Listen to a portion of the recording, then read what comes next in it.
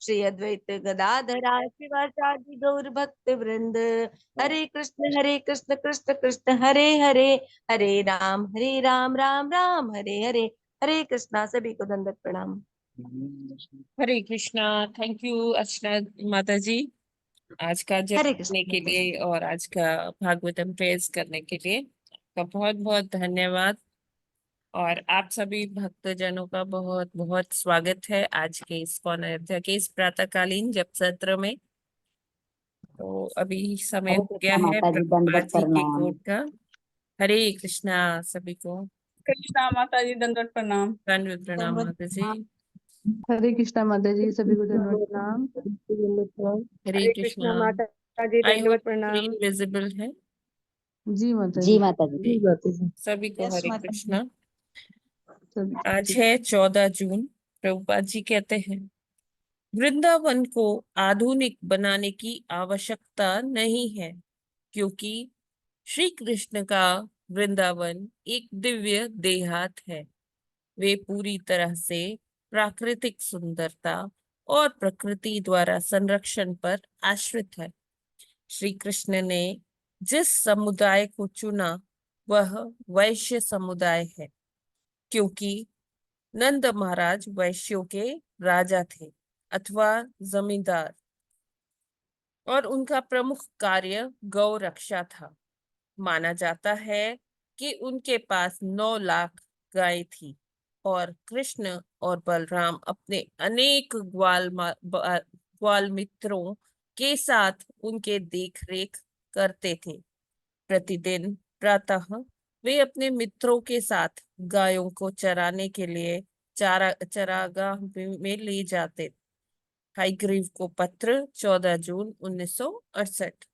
प्रभुपाद जी बता रहे हैं, धाम की जो प्राकृतिक सौंदर्य होता है उसमें हमें ज्यादा ये नहीं सोचना चाहिए कि अरे यहाँ पर इंडस्ट्रीज नहीं है, मॉडर्नाइजेशन नहीं है, बहुत आधुनिक सुविधाएं नहीं है। क्यों? क्योंकि धाम जो है अपने आप में क्या होता है, सुंदर होता है। जो उसे आध्यात्मिक चक्षु से देखता है, धाम उसको हर तरह से सुंदर लगता है। और कृष्ण का वृंदावन कैसा है? वो एक देहात है, दिव्य देहात है। देहात मतलब वहां पर जो लोगों का लाइफस्टाइल है वो एकदम सरल है, और उसमें कोई मशीनीकृत चीज नहीं है। अब वो दूध से जो दही बनाते हैं, मक्खन बनाते हैं, उसमें कोई बड़ी बड़ी इंडस्ट्रीज नहीं लगी है कि वहाँ लार्ज स्केल मैन्युफैक्चरिंग हो रही है। हर घर में वहां बनता है और अपने हाथों से लोग करते हैं। उसके लिए कोई बड़े मशीनें नहीं लगाई गई है। और भी पूरा जो वृंदावन, जो ब्रज क्षेत्र की बात कर रहे हैं यहाँ पर प्रभुपाद जी, कि पूरा जो ब्रज क्षेत्र है वो दिव्य है। वहां पर हमें अलग से कुछ करने का जरूरत नहीं है। और जो उसकी प्राकृतिक सुंदरता है, और वो किस पर वो भगवान उसको अपने तरह से कर रखते हैं। वो किसी मशीनों पर आश्रित नहीं होना चाहिए। और भगवान के बारे में आप बता रहे कि भगवान का जो मेन जो टास्क था, जो वो उनका ऑक्यूपेशन था, वो क्या था? गोचारण। गोचारण के लिए कृष्ण और बलराम पहले उनको बछड़े चराने को दिए जाते थे जब वो छोटी आयु के थे। लेकिन जब वो 7 साल की आयु के हो गए तब उनको गैया चराने को दी गई जाती थी।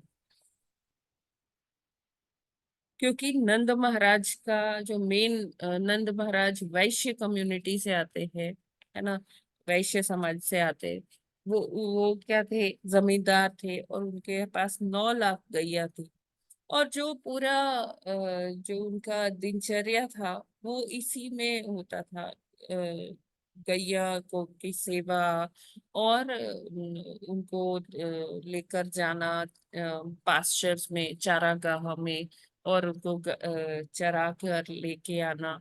तो सारा दिन गाय के साथ और अपने जो ब्रज क्षेत्र में, गोकुल में, फिर नंदगांव में, वहाँ वो यही सारा जो मैन्युफैक्चरिंग था डेयरी प्रोडक्ट्स का, वही सब करते थे, है ना। और बहुत ही सरल जीवन हुआ करता था गोप और गोपियों का, जो सारा दिन गाय के साथ और फिर दूध, दही, मक्खन, ये सारे जो प्रोडक्ट्स थे उनका उनको बनाने में ये सब लगे रहते थे। और उसी में भगवान की लीलाओं से सारे आह्लादित रहते थे।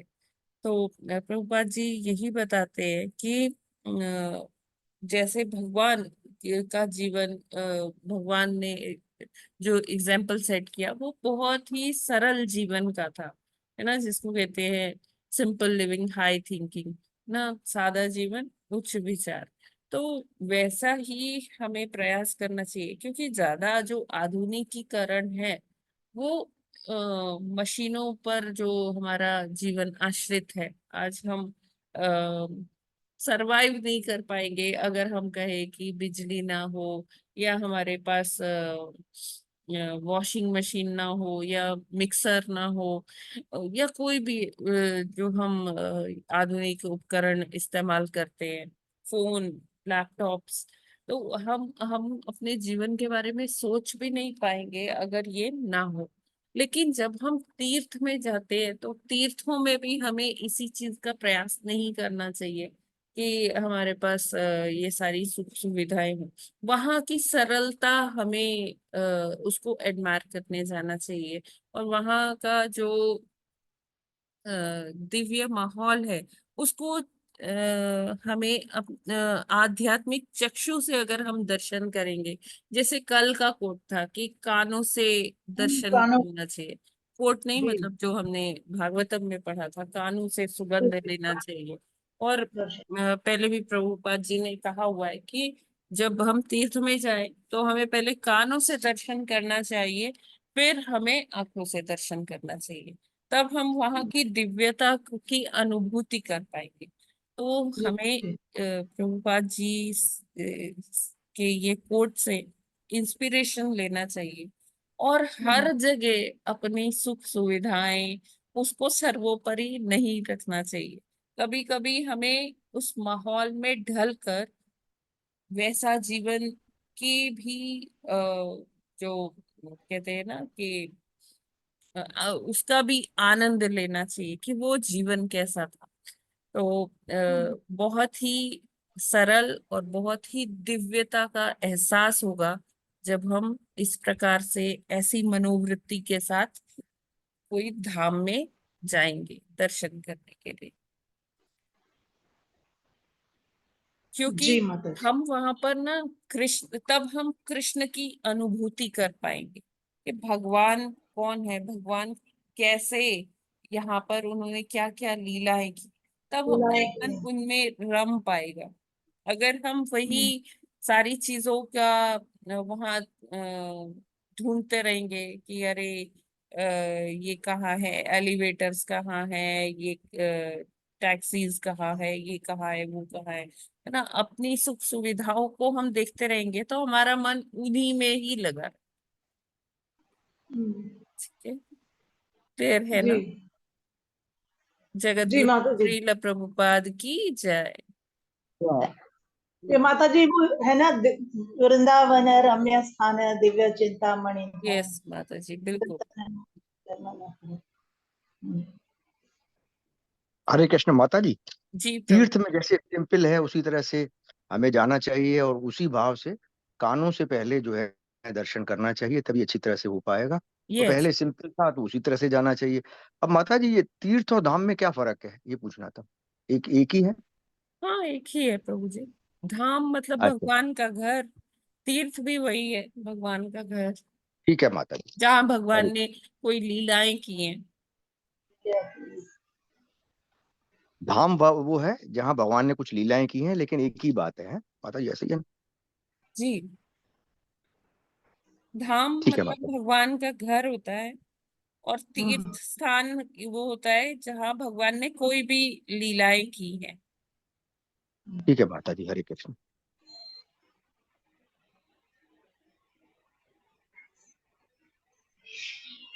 क्लियर है माता जी।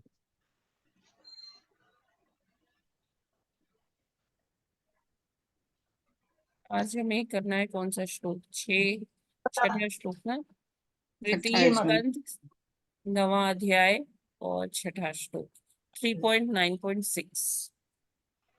जी माता जी। छठा श्लोक। तावद्भयं द्रविण देह सुहृन्निमित्तं शोकः स्पृहा परिभवो विपुलश्च लोभः तावन्ममेत्य सदवग्रहार्तिमूलम् यावन्ते अङ्घ्रिमभयं प्रवृणीत लोकः। हरे कृष्णा। हरे हरे कृष्णा। कृष्ण। पढ़िए पढ़िए माता जी। तावद्भयं द्रविणदेह सुहन्निमित्तं शोकः स्पृहा परिभवो विपुलश्च लोभः तावन्ममेति सद्वग्रहार्तिमूलम् यावन्ते अग्रिमभयं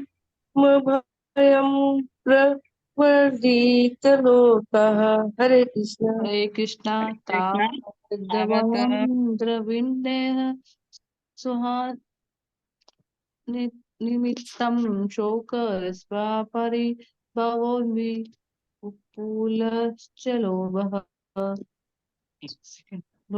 तावन्नमयमेत्य तद्वग्रहार्तिमूलम् यावत् निर्घृमभयं प्रवणितः लोकः। हरे कृष्णा।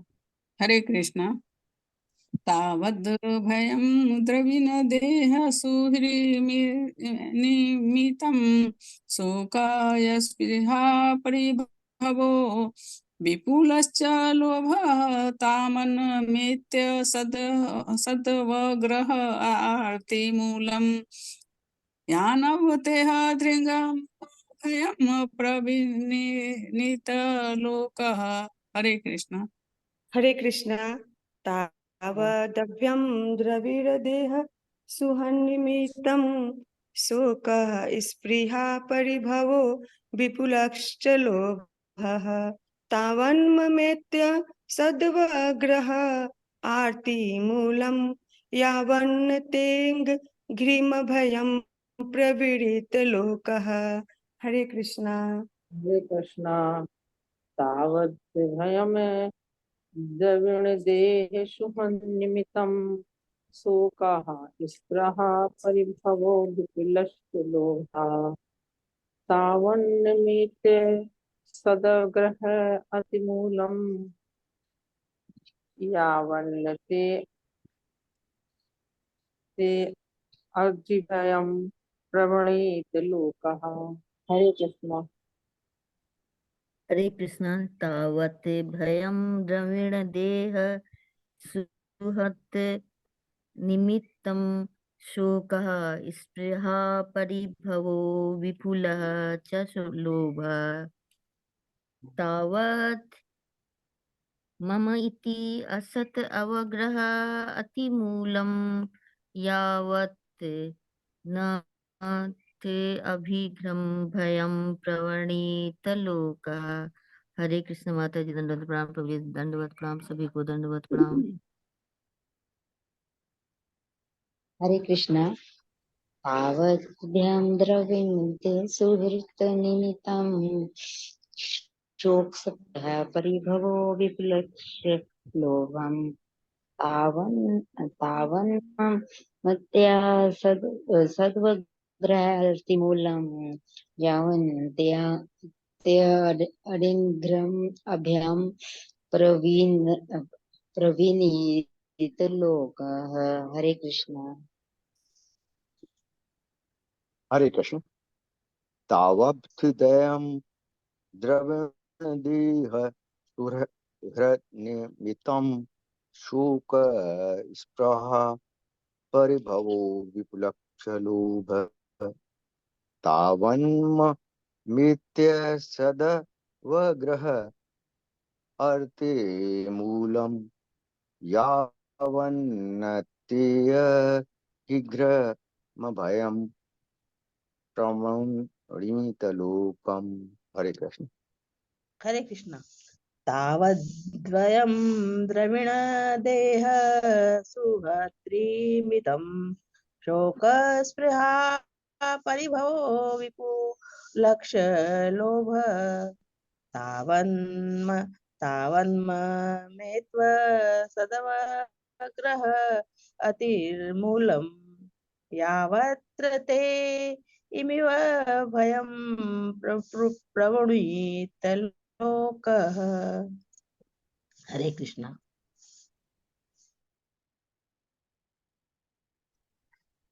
हरे हरे कृष्ण। तावद्भयं द्रविणदेह सुरनिमित्तं शोकस्पृहा परिभवो विपुलश्च लोभः तावन्ममेत्य सदवग्रह अर्तिमूलं यावत् तेयं घ्रिमभयं प्रवणीतलोकः। हरे कृष्णा। सभी को दंडवत प्रणाम। Hare Krishna. Thank you so much. शब्दार्थ, अनुवाद और तात्पर्य श्रील प्रभुपाद जी के द्वारा। श्रील प्रभुपाद जी की जय। शब्दार्थ। तावत तब तक, भयम भय, द्रविण संपत्ति, देह शरीर, सुहृत संबंधी जन, निमित्तम के लिए, शोकः शोक, स्पृहा इच्छा, परिभवः साज सामग्री, विपुलः अत्यधिक, च भी लोभ लालच, तावत उस समय तक, मम मेरा, इति इस प्रकार, असत नश्वर, अवग्रह दुराग्रहम, आरती मूलम चिंता से पूर्ण, यावत जब तक, न नहीं, ते तुम्हारे, आंग्रिम अभयम सुरक्षित चरण कमल, प्रवृणीत शरण लेते हैं, लोक संसार के लोग। अनुवाद। हे प्रभु, संसार के लोग समस्त भौतिक चिंताओं से उद्विग्न रहते हैं। वे सदैव भयभीत रहते हैं। वे सदैव धन, शरीर तथा मित्रों की रक्षा करने का प्रयास करते हैं। वे शोक तथा अवैध इच्छाओं एवं साज सामग्री से पूरित रहते हैं तथा लोभवश मैं तथा मेरे की नश्वर धारणाओं पर अपने दुराग्रह को आधारित करते हैं। जब तक वे आपके सुरक्षित चरण कमलों की शरण ग्रहण नहीं करते, तब तक वे ऐसी चिंताओं से भरे रहते हैं। तो इस श्लोक के माध्यम से मैत्री मुनि बता रहे हैं विदुर जी को कि ये जो संसार है, इसमें जो बद्धात्माएं हैं, वो इस तरह से उनके ऊपर आवरण है कि उनको ये नजर ही नहीं आता है कि वो अपनी मृग तृष्णा में जिस प्रकार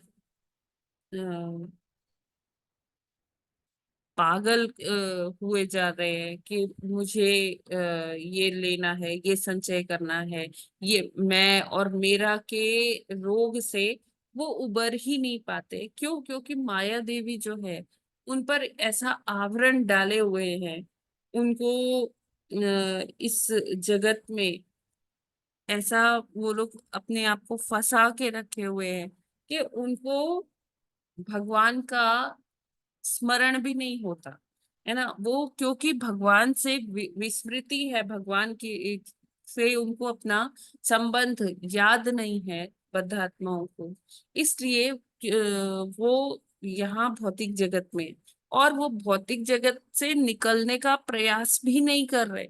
वो इसी में फंसे रहना चाहते, अपनी इच्छाओं के चलते, अपनी चिंताओं के चलते, उनकी चिंता क्या है, धन को लेकर उनकी चिंता है, अपने शरीर को लेकर उनकी चिंता है कि मैं अच्छा दिखना चाहिए, स्वस्थ रहूं। और स्वस्थ तो रहना अच्छी बात है, क्योंकि जब तक स्वस्थ नहीं रहेंगे तो हम कुछ नहीं कर सकते, लेकिन उसके पीछे एक्स्ट्रा आसक्ति शरीर के लिए कि मैं सुंदर भी लगना चाहिए, ऐसा हो ऐसा, मतलब उसमें जैसे आप देखते हैं कि सैलून्स पे लोग जाते हैं, जिम में लोग जाते हैं, कितने कितने घंटों वहां निकाल देते हैं। तो ये क्या है, शरीर के प्रति आसक्ति है।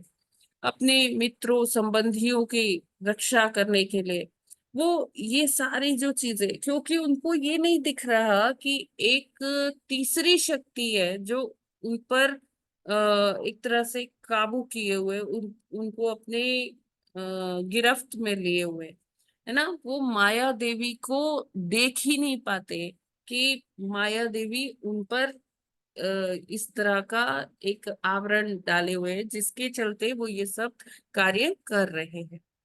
और उनकी जो अवैध इच्छाएं हैं, है ना, वो उसी में घिरे हुए हैं। लेकिन क्या कहते हैं कि जब तक वो भगवान के चरण कमलों की शरण नहीं ग्रहण करते, तो वो ऐसे ही चीजों में फंसे रहेंगे, ऐसी चिंताओं में घिरे रहेंगे। तात्पर्य पढ़ते हैं। कोई यह प्रश्न कर सकता है कि यदि कोई पारिवारिक मामलों के विचारों से उद्विग्न रहे, तो किस तरह वह सदैव भगवान के ही नाम, यश, गुण इत्यादि का चिंतन कर सकता है। भौतिक जगत का हर व्यक्ति इन विचारों में डूबा रहता है कि वह किस तरह अपने परिवार का भरण पोषण करे, किस तरह अपने धन की रक्षा करे, किस तरह अपने मित्रों तथा संबंधियों के साथ मिलकर चले। इस तरह वह यथास्थिति बनाए रखने के प्रयास में सदैव भय तथा शोक से ग्रस्त रहता है। इस प्रश्न के उत्तर स्वरूप ब्रह्मा द्वारा कहा गया यह श्लोक अति उपयुक्त है। भगवान का शुद्ध भक्त कभी भी अपने को अपने घर का स्वामी नहीं मानता। वह हर वस्तु भगवान के सर्वोच्च नियंत्रण पर छोड़ देता है। अतः उसे अपने परिवार के भरण पोषण अथवा अपने परिवार के हितों की रक्षा करने का कोई भय नहीं सताता। इस शरणागति के कारण उसे संपत्ति के प्रति कोई आकर्षण नहीं रह जाता है। यदि कोई आकर्षण रहता भी है, तो वह इंद्रिय तृप्ति के निमित्त ना होकर भगवान की सेवा के प्रति होता है। हो सकता है कि शुद्ध भक्त भी सामान्य व्यक्ति की तरह धन जोड़ने के प्रति आकृष्ट होता हो, किंतु अंतर यह है कि भक्त भगवान की सेवा हेतु धन अर्जित करता है, जबकि सामान्य व्यक्ति अपने इंद्रिय भोग के लिए। इस तरह भक्त के लिए धन का अर्जन चिंता का कारण नहीं बनता, जिस तरह वह सांसारिक व्यक्ति के लिए होता है।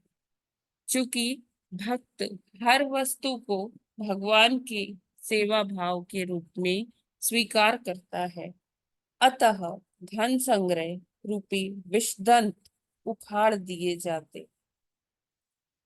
यदि सांप का विष निकाल दिया जाए और तब वह किसी व्यक्ति को काटे, तो उसका प्रभाव घातक नहीं होता। इसी तरह भगवान के निमित्त अर्जित धन के विषैले दांत नहीं होते और इसका प्रभाव घातक नहीं होता।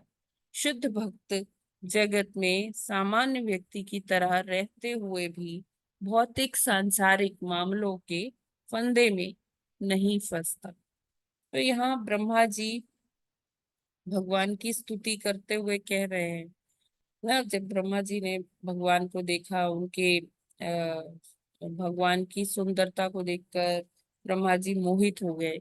और अब जबकि ब्रह्मा जी को वो दिव्य ज्ञान मिल चुका है, तो ब्रह्मा जी कहते हैं कि जो भगवान का नाम, यश, गुण है, उसका कई बार लोग ऐसा, सॉरी, प्रभुपाद जी यहाँ बता रहे हैं कि जैसे कोई अपने फैमिली मैटर्स में कुछ परेशानियों में, प्रॉब्लम्स हैं, हमेशा कोई कुछ ना कुछ चलता रहता है गृहस्थी में, है ना। लोग किसी ना किसी चिंता से घिरे ही रहते हैं, उनके जीवन में कुछ ना कुछ प्रॉब्लम्स चलती रहती है। तो ऐसे में वो भगवान का नाम, यश, गुण, उनका लीला, ये सारी कथाएं कैसे पढ़े, कैसे भगवान के विचारों में डूबा रहे, ये बहुत कठिन है।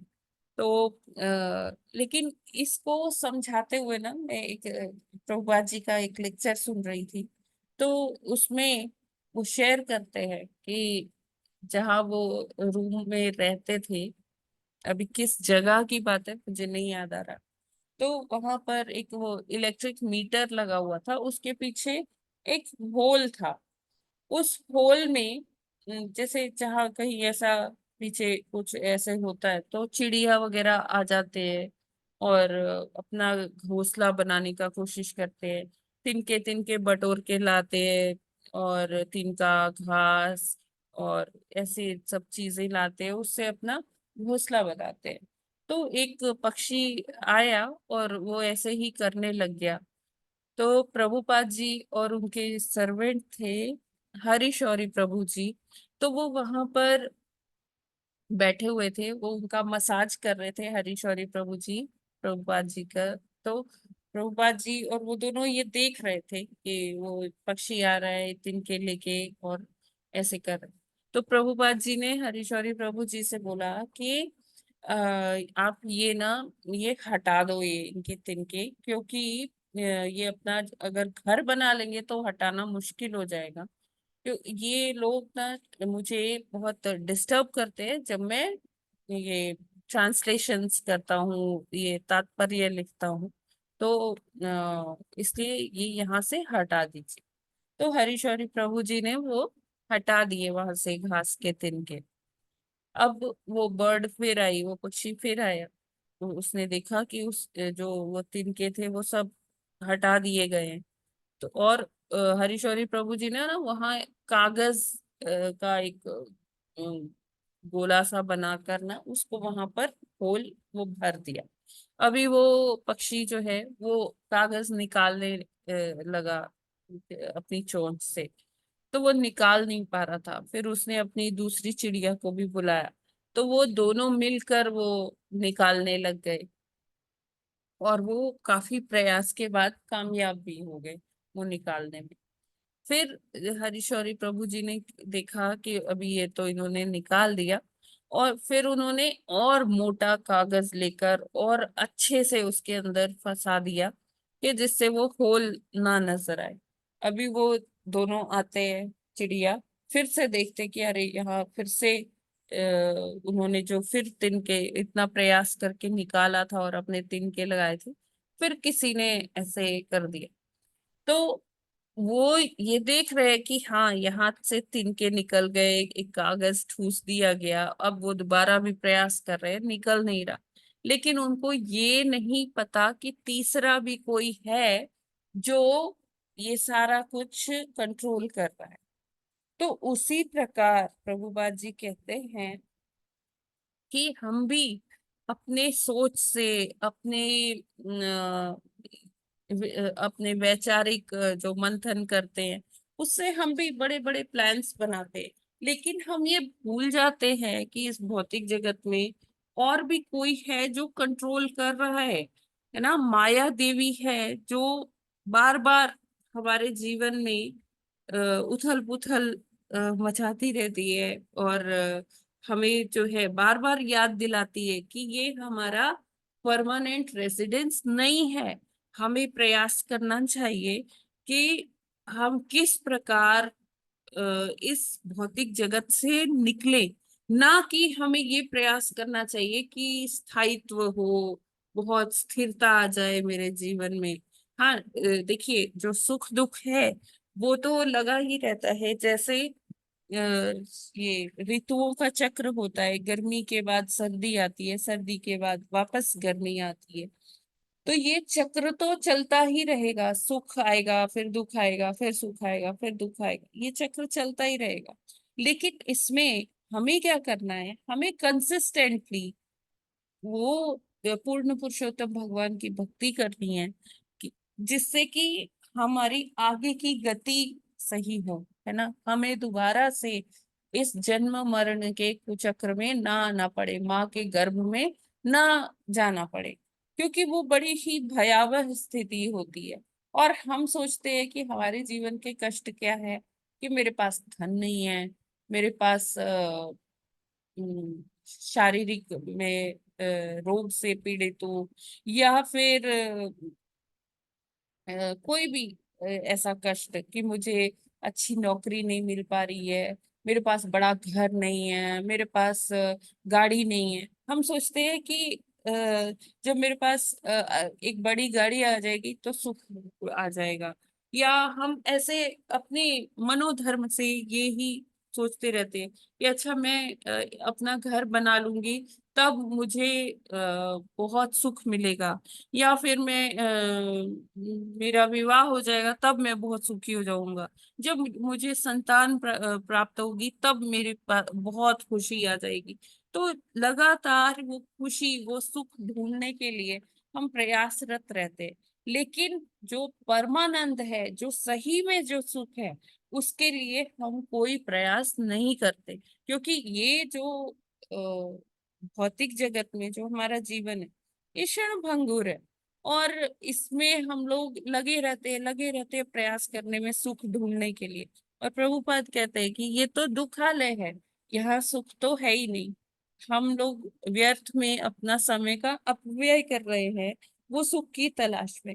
इससे अच्छा है कि हम अपना टाइम डिवोट करें भगवान की भक्ति के लिए, और उस परमानंद को प्राप्त करें, जिसको प्राप्त करने के बाद और कुछ प्राप्त करने की इच्छा शेष नहीं रह जाती है, और इस भौतिक जगत में दोबारा आना भी नहीं पड़ता है। देखिए, कष्ट कहाँ से शुरू होते हैं, जब एक शिशु माँ के गर्भ में आता है वहीं से कष्ट शुरू हो जाते हैं। और जैसे क्या शिशु जो है उल्टा लटका होता है, जैसे कपिल देव जी अभी आगे के अध्यायों में माता देवहूति को पूरी एम्ब्रियोलॉजी के बारे में समझाएंगे, बताएंगे। तो बताते हैं कि ये एक शिशु जो उल्टा टंगा होता है और एक पैकेट से रूप में बंधा होता है, फंसा होता है, और उस स्थिति में जब माता कुछ ऐसा खट्टा या कुछ तीखा ऐसा खा लेती है, तो वो शिशु को वो उसकी जो कोमल त्वचा होती है उस पर बहुत उसे जलन होती है, बहुत वो तड़पता है। और ऐसे में वो शिशु क्या प्रार्थना करता है भगवान से कि भगवान मुझे इस भयावह कष्ट से आप निकाल दीजिए, और मैं यहाँ से निकलते ही सारा जीवन मैं आपकी ही आराधना करते हुए, आपके यहाँ ही चिंतन करते हुए निकालूंगा, और यहाँ मैं कभी नहीं आऊंगा। लेकिन जैसे ही वो बच्चा आँख खोलता है इस भौतिक जगत में, माया देवी उस पर अपना प्रभाव डालती है, तो वो बच्चा धीरे धीरे जैसे बड़ा होता है तो वो इस मैं और मेरा के जो रोग है, भव रोग है, उसका शिकार होने लगता है। अब आप देखिए, जैसे बच्चा बड़ा होता है उसको पहचान होती है कि ये मेरी माता है, ये मेरे पिताजी है, ये मेरे खिलौने हैं, है ना। कोई भी उसका खिलौना टच करता है तो वो चीखता है, उसको अच्छा नहीं लगता है, वो उसे लगता है कि मेरा ये क्यों ले रहा है। तो एक छोटा सा बच्चे का वो ऐसा मनोवृत्ति हो जाती है कि ये मेरा है, और जब वो बड़ा होता है तो वो इसी मनोवृत्ति के साथ बड़ा होता है कि ये मेरा है। मैं और मेरा, यही उसके जीवन का इम्पोर्टेंस हो जाता है। जबकि वो ये भूल जाता है कि इसके अलावा भी यहाँ माया देवी है जो सब कुछ कंट्रोल कर रही है, सब कुछ देख उसी के हाथों में है। और एकमात्र यहाँ से बच निकलने का अगर कोई रास्ता है तो वो क्या है कि भगवान की भक्ति, भगवान के नाम जप, भगवान की सेवा।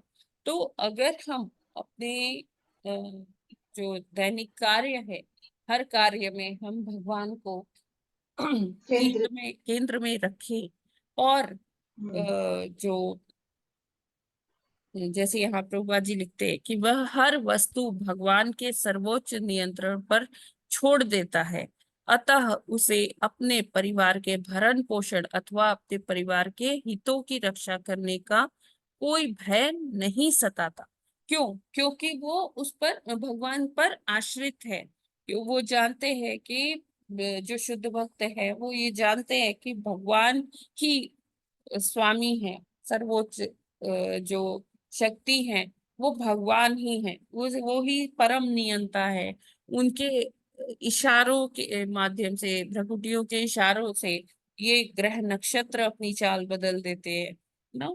तो हम यहाँ पर एक मतलब कठपुतली की तरह ही है।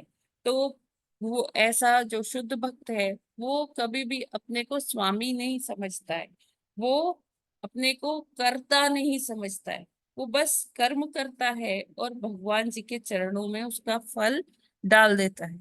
और उसे ये चिंता नहीं होती कि अरे वो अपने कंधों पर ये भार लेकर नहीं चलता कि मुझे मेरे परिवार का भरण पोषण करना है।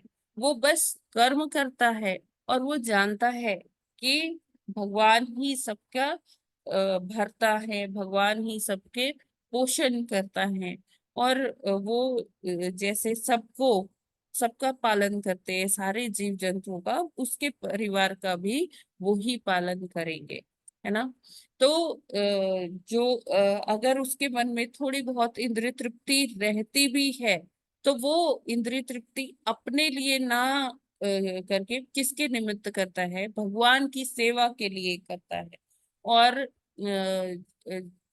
जो भी भगवान की सेवा में किया जाता है उसके लिए फिर बंधन नहीं लगता है जीवात्मा को। तो इसी से ये इस श्लोक से हम ये प्रेरणा ले सकते हैं कि हम व्यर्थ की चिंताओं में अपना जीवन नष्ट ना करें और हम बस भगवान की सेवा करने के लिए भगवान को केंद्र में रखकर हर कर्म करें तो हमें उसका बंधन नहीं लगेगा और हमें बार बार इस जन्म मरण के कुचक्र में नहीं पड़ना होगा। ऐसा भी होता है कि हम देखते हैं कि शुद्ध भक्त भी कई बारी हमें ऐसे देखने से लगता है कि ये तो बड़ी भौतिकता का जीवन जी रहे हैं। हाँ, हो सकता है कि वो भौतिकता का जीवन जी रहे हो सकता है कि वो आपको बहुत पैसा कमाते हुए दिख रहे हो या पैसे गिनते हुए दिख रहे हो। तो लेकिन वो अपने लिए नहीं कर रहे, वो किसके लिए कर रहे हैं? भगवान की सेवा करने के लिए करते हैं। भगवान की अ, भगवान की सेवा, जैसे भगवान का मंदिर बनाना या वैष्णवों की सेवा के लिए कि जैसे फूड फॉर लाइफ प्रोग्राम चलता है तो उसमें क्या है कि कितने कितने भक्तों के लिए भोजन बनता है। तो ये सबके लिए क्या चाहिए? लक्ष्मी चाहिए। तो वो दान लेते हैं, स्वीकार करते हैं लोगों से। और क्या होता है कि वो खुद भी नौकरी करते हैं और उसमें से धन जो है भगवान की सेवा में लगाते हैं। तो हो सकता है कि हमें दिखे कि जो भक्त है वो तो भौतिकता में लिप्त है, लेकिन वो ऐसा नहीं है। वो भक्त किस चीज के लिए ये भौतिकता को स्वीकार कर रहा है? सेवा भाव के लिए, भगवान की सेवा के लिए। तो ये वैसा ही है कि जैसे सांप के अगर विष के दांत निकाल दिए जाए, है ना, जो जिससे वो डंक मारता है, तो फिर वो घातक नहीं होता है। तो इसी तरह से अगर हम अपना सर्वस्व भगवान की सेवा में लगा देते हैं तो फिर ये जो भाव बंधन है हमें नहीं लगता है, हमें वो दंश, जो माया का दंश है वो हमें प्रभावित नहीं करेगा। माया फिर सामने आएगी भी नहीं, क्योंकि माया कहाँ रहती है? भगवान के पीठ पीछे।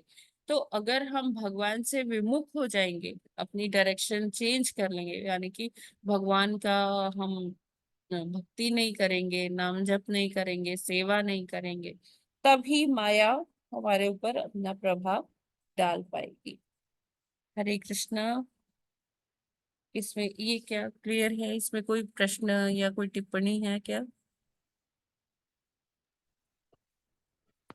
नहीं हरि माता बोल। जी, हाँ ये आपने जो बताया कि संसार में रहते हुए सभी को दुख है और सभी, लेकिन कभी मित्रों का दुख है, कभी स्वयं के शरीर का और धन का। तो वो जब भगवान की शरण में जाते हैं तो उससे ये सब दूर हो जाता है। तो मेन मतलब यही है कि भगवान के चरणों में सब कुछ अर्पित कर दें।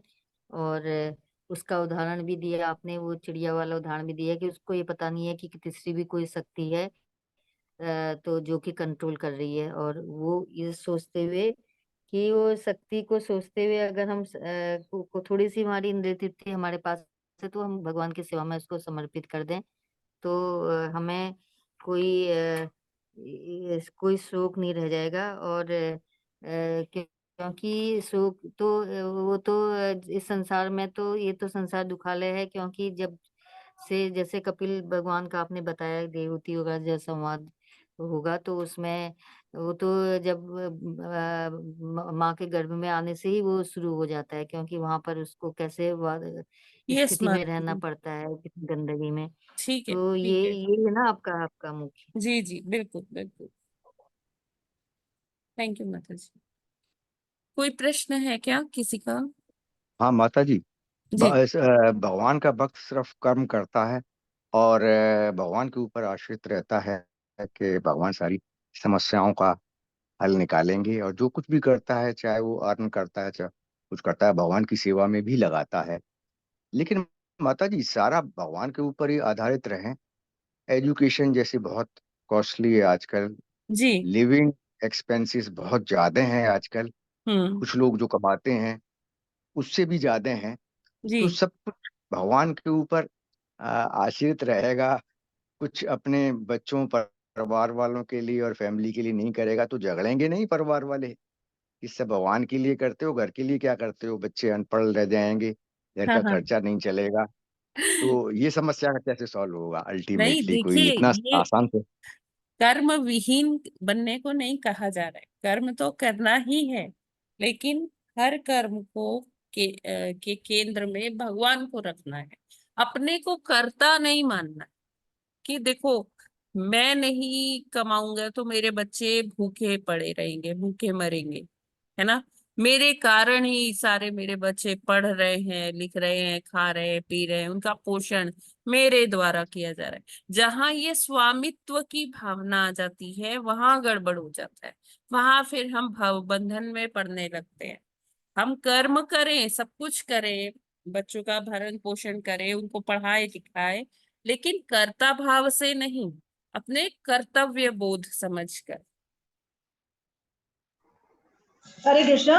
मदर जी, इसमें ये देख ऐसा है कि जैसे कि हम कहते हैं कि ये मेरे बाद क्या होगा, ये मैं कर रहा हूं तो इसके, ये कहने भर की बात है। क्योंकि अगर इंसान चला गया मान लो इस संसार से, तो भी जीवन तो चलते ही रहते ना, तो सब तो एग्जैक्टली। अपने जीते ही रहेंगे। तो जी यही जी। सोचना चाहिए कि ऐसा तो मैं तो कुछ हुआ ही नहीं, भगवान जो है वो कर रहे हैं, वो कृपा कर रहे हैं, इस तरह होता जा रहा है बस। जी बिल्कुल। क्योंकि हमारे जाने पर भी होता चलेगा, वो यस यस 4 दिन माता में जी। वो दूसरे भी उबर जाएंगे और फिर वो अपने आप अपना नॉर्मल जीवन एग्जैक्टली। लाइफ जीने लगेंगे। तो ये सभी को क्लियर है ना? कोई प्रश्न नहीं है? हाँ जी माता जी, क्लियर है। जी माता जी। जी, क्लियर है।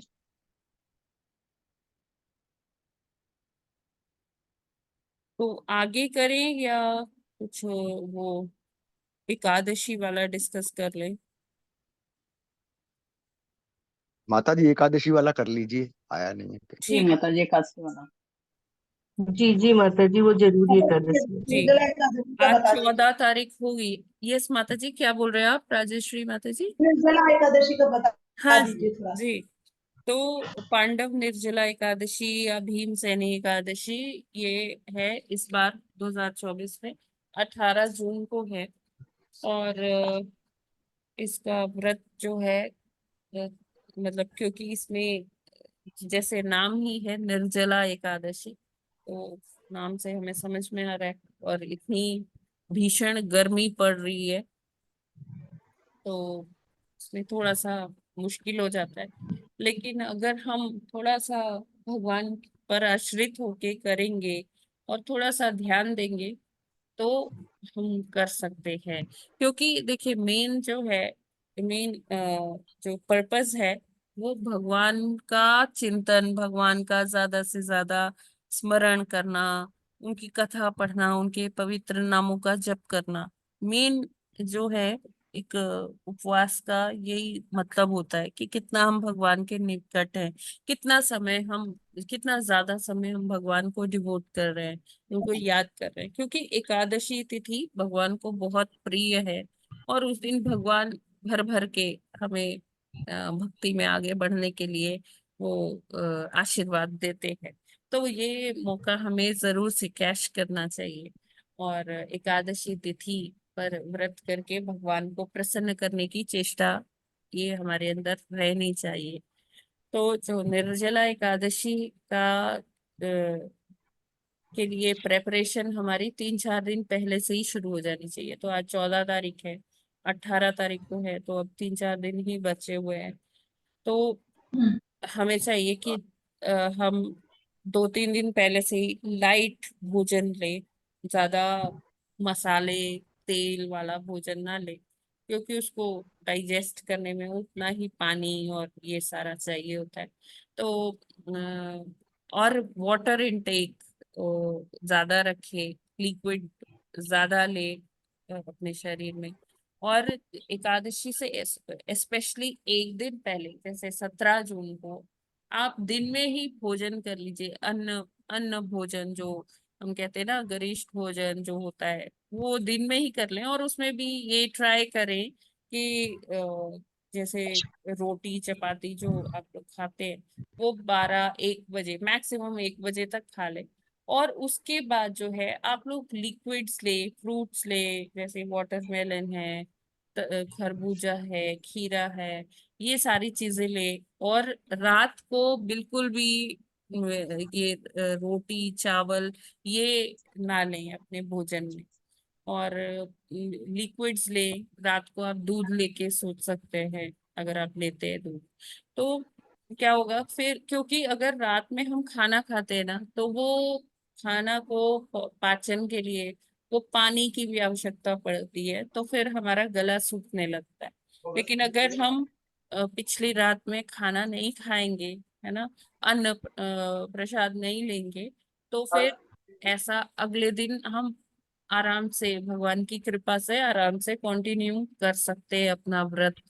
उसमें फिर हमें ज्यादा व्यवधान नहीं आएगी। हाँ, क्लाइमेटिक कंडीशंस तो है थोड़ा सा विपरीत, लेकिन इसीलिए जब हम अ, विषम परिस्थितियों में जब ये उपवास करते हैं तो फिर भगवान प्रसन्न होते हैं। लेकिन सबके लिए नहीं है, ये इंडिविजुअल टू इंडिविजुअल डिफर करेगा, अपने अपने बॉडी टाइप्स पर डिफर करेगा, अपने शारीरिक जो हमारा अवस्था है। अगर कोई बीमार है तो उसको निर्जला नहीं करना चाहिए फास्टिंग, क्योंकि मे बी दवाई खानी हो या जो भी है। तो आप आराम से आप जल लीजिए। अगर हो पाए तो दिन में 12 बजे तक ना लीजिए जल, 12 बजे के बाद ले लीजिए, है ना। भगवान जानते हैं कि हम किस परिस्थिति में हैं, तो हम जल ले सकते हैं। और उसके बाद भी अगर आपको कुछ वीकनेस लग रहा है, बीमार हैं, तो आप फल भी ले सकते हो। और उसके बाद भी अगर है तो कुछ सॉलिड जैसे आलू है, ये सब ले सकते हैं। और इस तरह से अपना व्रत संपूर्ण करिए, अन्न नहीं खाइए। बाकी आप भगवान का जितना चिंतन कर सकते हैं, उनकी कथा कर सकते हैं, वो इम्पोर्टेंट है। ये नहीं इम्पोर्टेंट है कि हाँ हम निर्जला तो रखे हुए हैं और सोए हुए हैं, तो वो बिल्कुल भी स्वीकार्य नहीं है। हमें सोना नहीं है, मतलब देखिए, दिन भर तो हमें सोना नहीं है। हाँ, लेकिन जब आप पानी भी नहीं ले रहे, आप भोजन भी नहीं ले रहे हैं, तो रात तक आते आते थोड़ा सा हो जाता है। तो कहते हैं वैसे एकादशी में रात्रि जागरण करना चाहिए, लेकिन उस दिन हो सकता है कि ना हो पाए। तो आप जितना ज्यादा आप कंट्रोल कर सकते हैं अपनी निद्रा को, आपको उतना करना है। बाकी फिर आप विश्राम कर लीजिए, क्योंकि हमें अगले दिन सुबह 4 बजे फिर मंगला आरती के लिए रेडी होना है। तो अगर हम सोएंगे नहीं तो फिर अगले दिन पारण कैसे करेंगे और मंगला आरती कैसे करेंगे। तो उसके लिए भी हमें अपने बॉडी टाइप्स के हिसाब से वो करना है। और एक्स्ट्रा हमें अपनी बॉडी को ओवरलोड नहीं करना, स्ट्रेस नहीं देना, सेंटिमेंटल होके व्रत नहीं रखना है कि नहीं मैं करके दिखाऊंगी। कभी भी चैलेंज अपने आप को मत कीजिए, भगवान की कृपा पर आश्रित होकर व्रत कीजिए। और मान लीजिए हमने व्रत कर लिया है कि हाँ ठीक है, हमने संकल्प लिया कि आज मैं निर्जला व्रत रखूंगी। तो अगर कोई भक्त हैं जो नहीं कर पा रहे हैं, तो प्लीज हमें उनको ऐसे नहीं सोचना कि अरे ये क्या, इन्होंने तो ऐसे फास्टिंग नहीं किया, बेकार है। मैंने देखो मैंने निर्जला व्रत किया, हमारा व्रत वहीं पर टूट जाएगा और भगवान उसको स्वीकार नहीं करेंगे। हमें किसी को ऐसे नहीं देखना कि देखो ये तो इस तरह का खा पी रहे हैं। अरे ठीक है, कोई कैसे भी कर रहा है, हमें उसको जज नहीं करना है, बिल्कुल भी जज नहीं करना है। और ऐसे हमारे अंदर अहंकार ही आएगा, और व्रत में ये बिल्कुल भी सही नहीं है। जिस उद्देश्य के लिए हम व्रत कर रहे हैं वो उद्देश्य फिर हमें कभी भी नहीं प्राप्त होगा इस तरह से, ऐसी मानसिकता से। तो हमें बल्कि दूसरों के ऊपर वही करना है कि अच्छे भक्त है, अच्छे से कर रहे हैं, इतने बीमारी के बावजूद भी ये कर पा रहे हैं, तो भगवान इनको कृपा दे, दृष्टि दिखाए, ऐसा मनोभाव लेकर हमें ये व्रत करना है। आई होप मैंने ये डिस्कस कर लिया है। कोई प्रश्न हो तो ले सकते हैं। हे कृष्णा माता जी। यस माता जी। सादर प्रणाम। प्रणाम माता जी। माता जी, मैंने एक जन को देखा, वो ना एकादशी के दिन ओट्स ले रही थी, दूध में डाल के ओट्स ले रही थी। तो मैंने उनको कहा कि आप अगर हो सके तो, ये तो ग्रेन्स में आ गया ओट्स, मतलब वन टाइप ऑफ जी सीरियल हो गया। हाँ, तो सीरियल है। हाँ, तो मैंने उनको कहा कि आप साबूदाना ले लीजिए। तो हाँ बोले कि नहीं, साबूदाना अच्छा नहीं लगता, इसलिए मैं ओट्स लेती हूँ, और वो भी एक टाइम लेती हूँ क्योंकि मुझे बार बार खाना वो अच्छा नहीं लगता। वो ऐसे वो देने लग गई, तो फिर मैंने उनको बोलना छोड़ दिया। हाँ माता जी, ठीक है। वो सुन ही जो नहीं नहीं रहे सुन थे। रहा है, बार बार उसको नहीं, एक बार आपने कह दिया वो अच्छा है। लेकिन ओट्स हम नहीं ले सकते, ओट्स तो सीरियल में ही आ गया, अनाज है। जी हमें जी अन्न जी। ग्रहण नहीं तो करना है किसी भी सूरत हाँ, में, है ना। बार बार मतलब हाँ ठीक है, आप फल ले लीजिए किसी भी प्रकार, और कोई चीज ले लीजिए, वो मान्य है, लेकिन ये ओट्स नहीं ले सकते। मैंने उनको साबूदाना सजेस्ट किया था, मैंने आलू वालू वो तो नहीं किया, बट हाँ मैंने हाँ उनको जी साबूदाना सजेस्ट किया। जी तो जी। तो उन्होंने साबूदाना ले सकते हैं, कुटू का दलिया आता है, वो ले सकते हैं। हाँ, तो फिर मैंने सावा उनको, के और चावल ले सकते हैं। हाँ माता जी, वो मुझे डाउट था, वो हरे कृष्णा चैनल में हमारा जो आता है ना सामा का माता जी, वो तो चावल हो रहा है जो। नहीं, वो व्रत में लेते हैं माता जी। हाँ, व्रत में लेते हैं, वही तो मैं बोल रही हूँ माता जी। हाँ, वो व्रत में लेते, लेकिन वो चावल हो गया जो। नहीं नहीं, वो व्रत वाला चावल है माता जी, वो अनाज में नहीं आता है।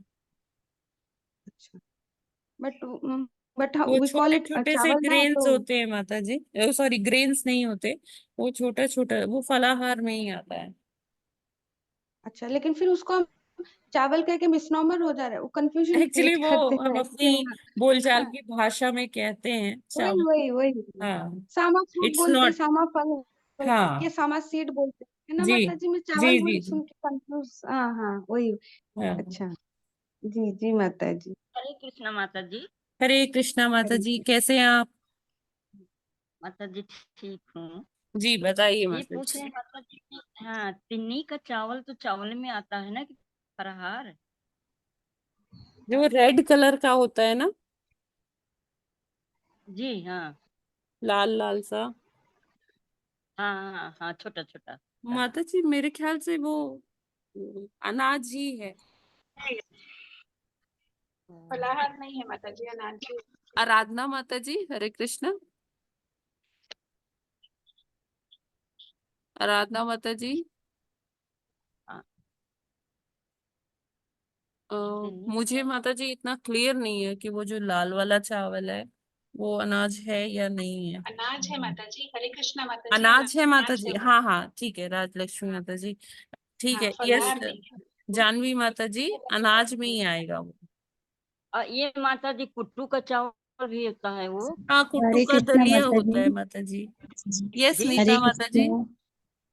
माता जी, लेकिन जो लाल वाला चावल होता है उसको तिनका का चावल बोलते हैं, तो उससे ये कहा जाता है कि वो बिना बोया जोता होता है चावल, तो इसलिए इसको जब छठ पूजा होती है तो हाँ उस व्रत में वो खाते हैं। या यूपी में जो छठ पूजा होती है ना, हाँ जिसमें हाँ हाँ, यस चावल, माता तिना जी। का चावल दही करके। हाँ तो और ये इसीलिए देखिए मैं एकादशी थोड़ा के कंफ्यूज थी, एकादशी इसीलिए। फलाहार में भी और ये नवरात्रि में भी ये व्रत में खाया जाता है ये चावल। ये व्रत का चावल होता है क्योंकि ये बिना बोया जोता होता है। जैसे सामा का अच्छा चावल है, सांबा का चावल, वो भी बोया जोता नहीं जाता हरे है, कृष्णा। इसलिए अच्छा इसको फलाहार माना जाता है। हरे कृष्णा। और बाकी चावल को बोया जाता है, कुट्टू खेती कुट्टू का होती है। चावल भी एक होता है माता जी, वो फलाहार। कुट्टू नहीं, कुट्टू की तो दलिया होती है, कुट्टू इसीलिए व्रत में खाया जाता है। तो हाँ। तीना का चावल, सांभा का चावल जो होता है ये व्रती है, ये व्रत वाला फल है। इसको फल अच्छा कहा जाता है, इसको चावल नहीं कहा अच्छा। जाता, लेकिन हम लोग बोलचाल की भाषा में चावल बोलते हैं हाँ क्योंकि हाँ वो उसी हाँ हाँ। जैसा दिखता है ये। नहीं, लेकिन वो सांभा समा का तो पता है मेरे को माता जी, लेकिन हाँ जैसे आप बता रहे तो फिर हाँ ये भी खाया जा जी सकता माता जी, ये होगा। नवरात्रि के व्रत में भी ये चावल खाया जाता अच्छा। है। और छठ पूजा होती, छठ पूजा में इसी स्पेशल इसी चावल का ही भोग लगता है उसमें, हाँ मेरे को याद आ व्रत। रहा है कि एक पूजा अभी आती है ना सावन में या तो भादो माता में, जी हाँ, हाँ। भलई अभी सावन भलई वाले इसलिए उसको छठ बोलते आएगा हैं। ना, और छठी हाँ मैया हाँ की जो हाँ पूजा होती है हरे भादो में कृष्णा आती है माता माता जी। जी, उसको हलछठ जाते हैं। बोलते हैं। हाँ हाँ हाँ हाँ, हाँ, जी जी जी हलछठ इसमें बोलते ये हैं। चावल चढ़ता है, महुआ, महुआ के साथ जी जी चावल जी और जी दही जी और सब ये सारी चीजें। हाँ तो माता जी ये माता जी व्रत का ये चावल है। लाल वाली लेकिन वैसे चावल ना मतलब अनाज में काउंट होता है माता जी। वो छठ में जो होता है ना वो अनाज में काउंट होता है, वो लाल जी वाली माता चावल जी, हाँ उसको हाँ, साठी का उसको छठ चावल में बोलते हैं। खाते हैं, बाकी दिन वो अनाज में छठ में गिनती खाते हैं भगवान जी, होता है माता छठी जी। भगवान अरे माता जी, स्वीकार अगर किए हैं लाल इतना वाले है चावल। ना, अगर इतना मतलब डाउट उसको है ना तो फिर ना खाएं माता हम वैसे जी, माता जी, एकादशी में। हाँ जी जी, अगर एक हो दिन बिल्कुल नहीं सकता है आप खाएंगे। एकादशी में इसको अवॉइड कर सकते हैं, क्योंकि मैं भी एकादशी में नहीं खाती हूँ, ये दोनों अच्छा चावल नहीं खाती हूँ, ये सोच के कि चलो चावल अगर मानते हैं लोग तो एकादशी तो एक ही दिन का व्रत होता है, हाँ, बाकी यस बहुत माता सारे जी, वही मेरा अल्टरनेट है मतलब हमारे है पास। कि अगर किसी जी, चीज में डाउट है तो उसे क्यों डाउट खाएं, है तो एक नहीं दिन खाइए। छोड़िए। हाँ, ये क्योंकि यस। माता जी बहुत एक सारे कहानी है, अल्टरनेट है, जैसे एकादशी एक ही दिन में लाल कर चावल लेते को कोई नहीं स्वीकार रहा था ना, तो छठी भगवान ने स्वीकार कर लिए कि मैं लाल चावल को कर लूंगी प्रसाद। जी जी जी। इसलिए वो लाल माता जी चावल उसको अन्न में लाल ही चावल आता के हिसाब से नहीं, मतलब ना उसमें है कि हल बिना हल चले वाला खाना है, इसलिए उसको बिना हल चले में अच्छा, वगैरह ही खाते हैं। राइट माता जी। जी, बलराम है। जी माता का जी, वो है, हम मानते लोग के हैं यहाँ माता तो जी। होता है हल जोत के उगाया जाता है।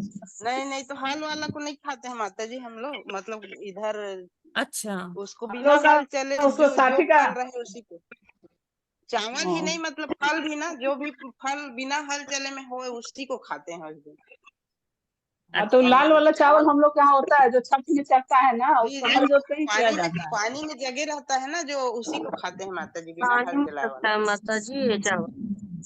जी जी, बाकी दिन वो अनाज में ही ठीक है। गिनती होता है माता जी। हरे कृष्णा, सभी को जी, दंडवत। थैंक यू माता हरे जी। कृष्णा हरे माता जी। कृष्णा माता ये सारे सब कुछ हो तो एक दिन अवॉइड कर सकते हैं। हाँ, एक दिन अवॉइड जब बिल्कुल। इसका मतलब जब एकादशी ये निर्जला एकादशी का पारण करेंगे तो जल अगर लेंगे तो जल से भी पारण हो जाता है क्या? हाँ, अगर जो निर्जला कर रहा है, जिसने व्रत निर्जला हाँ किया है, तो पारण जल से ही होगा। एक्चुअली आप वैसे ही पनक्कम बना सकते हैं जैसे आपने नरसिंह हाँ चतुर्दशी में बनाया होगा, है ना। तो उससे पारण करेंगे तो बिल्कुल बहुत अच्छा रहता है।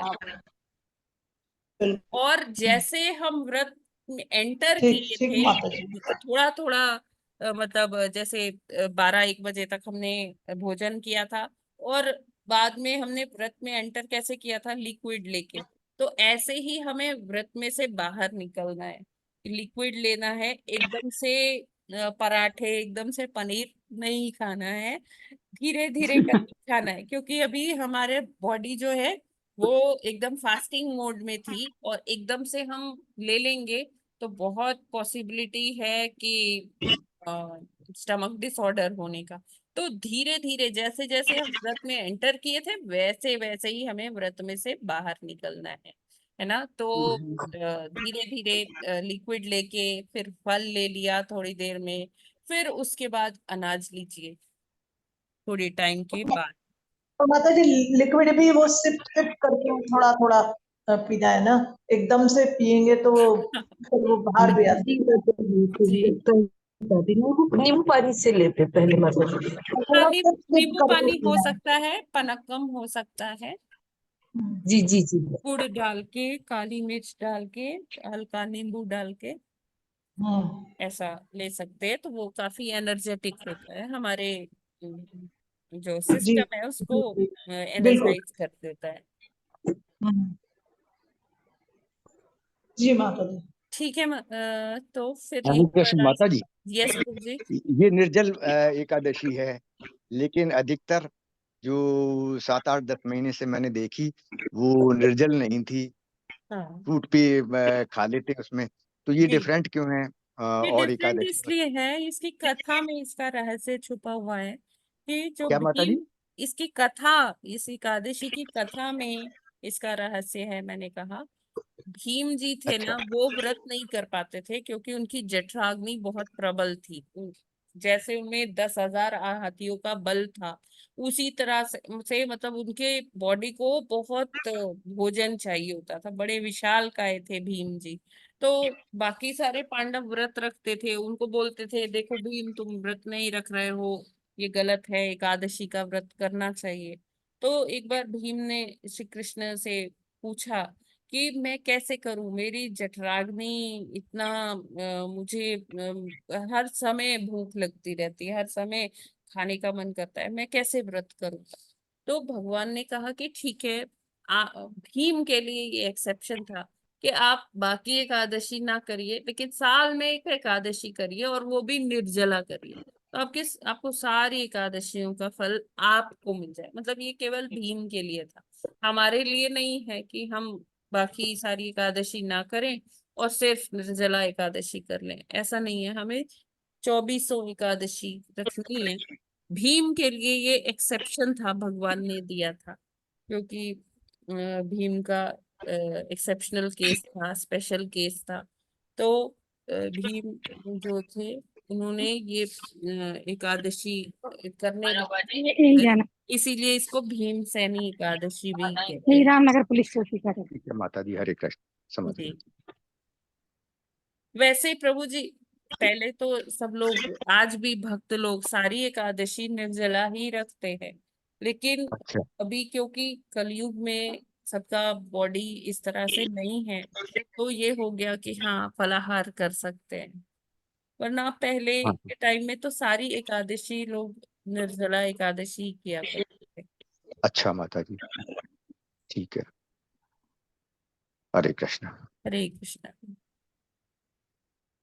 ठीक है, फिर हम लोग आज यहीं पर विराम करते हैं।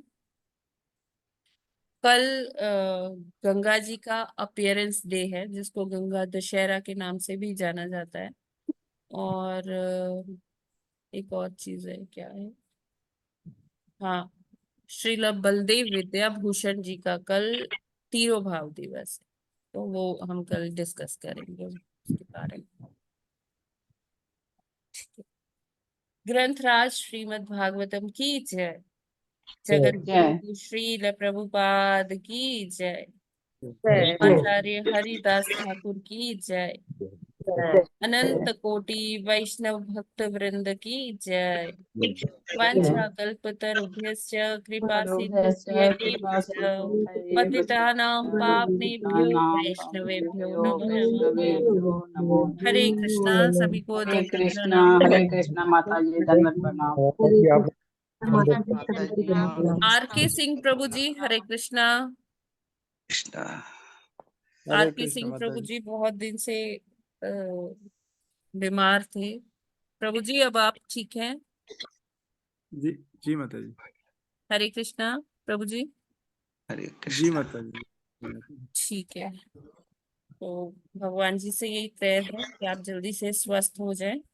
हरे कृष्णा माता जी, दंडवत प्रणाम माता हरे जी। कृष्णा कंचन माता जी, दंडवत प्रणाम माता दंडवत जी। प्रणाम। और माता जी बढ़िया है? जी जी बिल्कुल। प्रभु जी ठीक है? यस माता जी सब बढ़िया।